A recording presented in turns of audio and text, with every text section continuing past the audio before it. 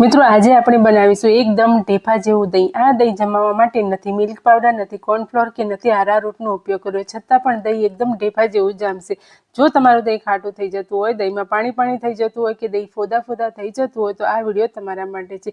દૂધ જમાવવા માટે પહેલાં દૂધને ગરમ કરવું પડશે। કઢાઈમાં 2 ચમચી જેટલું પાણી રેડવું જેથી દૂધ તળિયે ચોટે નહીં। અને પછી મેં 1 લીટર ફૂલ ફેટ દૂધ લીધું છે। ઉનાળાની શરૂઆત થતાં જ આપણા ઘરમાં દહીં છાશનો ઉપયોગ વધી જતો હોય છે અને ઘણી વખત ગરમીના લીધે દહીં ખાટું થઈ જતું હોય કાં તો ફોદા થઈ જાય છે। તો આ રીતે જમાવશો ને તો દહીં ઢેફા જેવું જામશે અને ખાટું પણ નહીં લાગે।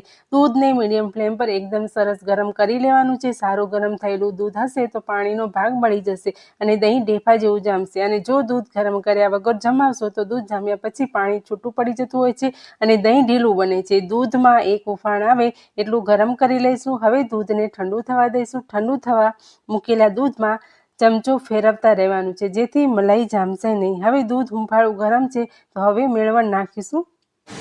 હવે ઘરનું જમાવેલું દહીં અહીંયા 1 ચમચી લેવાનું છે અને આપણે સારી રીતે એને ફેટી લેવાનું છે।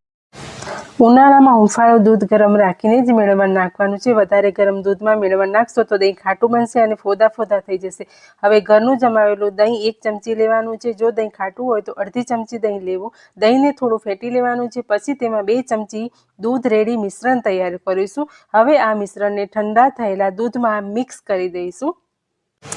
ઘણા લોકો જે વાસણમાં મેળવણ નાખવાનું હોય એ વાસણમાં ચારે બાજુ દહીં લગાવી દેતા હોય છે અને પછી એની અંદર દૂધ રેડતા હોય છે, પરંતુ દહીં અને દૂધ સારી રીતે મિક્સ ના થવાના લીધે પણ દહીં ઘણી વખત કડવું પણ બની જતું હોય છે।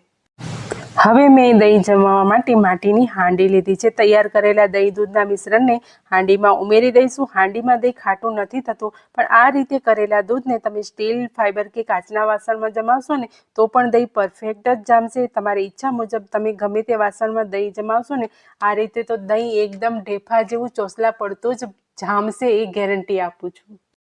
હવે હાંડી પર પ્લેટ કે રકાબી ઢાંકી દેવાની। 5 કલાક પછી દહીં જામ્યું છે કે નહીં ચેક કરી લઈશું। તો તમે જોઈ શકો છો કે દહીં એકદમ ચાક્કા જેવું જામી ગયું છે। તો દહીંને ચોસલા પાડીને પણ આપણે જોઈ લઈએ કે દહીં પરફેક્ટ જામ્યું છે કે નહીં।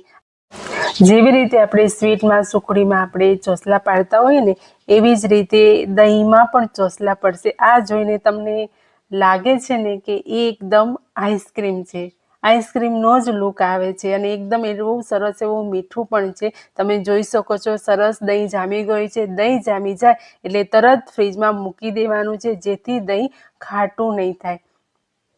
તો રેસીપી ગમી હોય તો તમારા ફ્રેન્ડમાં શેર કરજો।